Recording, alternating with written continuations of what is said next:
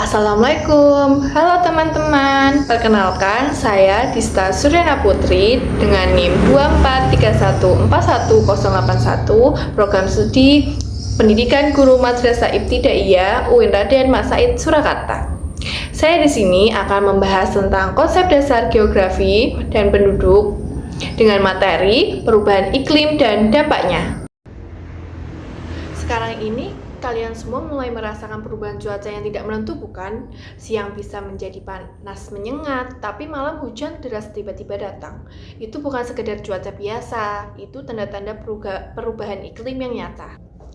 Apa sih perubahan iklim itu? Jadi, perubahan iklim adalah perubahan jangka panjang pada suhu rata-rata dan pola cuaca di seluruh dunia. Bumi memang mengalami perubahan iklim secara alami, tapi sejak revolusi industri, aktivitas manusia membuat perubahan ini berlangsung jauh lebih cepat daripada seharusnya. Seperti halnya gas rumah kaca atau CO2, CH4 atau N2O menerapkan panas di atmosfer. Menjadi akibatnya itu suhu bumi meningkat, bisa juga disebut dengan pemanasan global. Apa sih penyebab perubahan iklim? Jadi ada beberapa atau mungkin banyak mempercepat perubahan iklim tersebut. Jadi yang pertama itu ada pembakaran bahan bakar fosil untuk listrik, kendaraan, dan industri. Kemudian ada penebangan hutan besar-besaran, yang seharusnya hutan itu menjadi karbon malah menjadi hilang. Kemudian ada pertanian dan peternakan skala besar yang menghasilkan metana.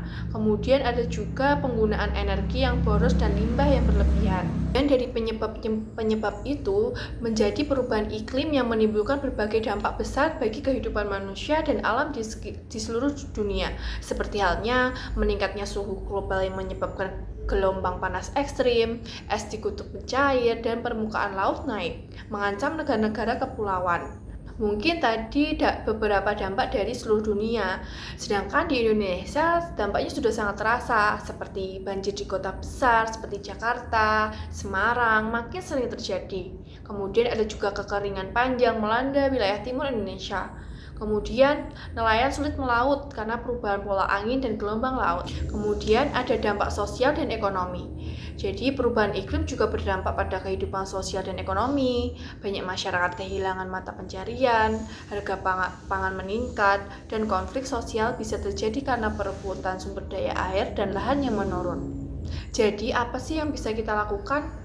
Iklim masih bisa kita kendalikan jika kita semua bergerak, seperti halnya kurangi penggunaan plastik dan buang sampah pada tempatnya, gunakan transportasi umum atau bersepeda, kemudian hemat listrik dan air di rumah, tanam pohon dan jaga hutan kita, dan yang paling penting, sebarkan kesadaran tentang pentingnya menjaga bumi. Bumi ini bukan warisan dari orang tua kita, tapi titipan untuk anak cucu kita nanti. Mari kita jaga bumi sebelum bumi benar-benar tak bisa lagi menampung kita.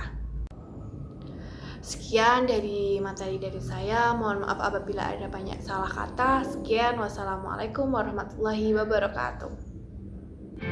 Makes it harder to see underneath. Did we ever know?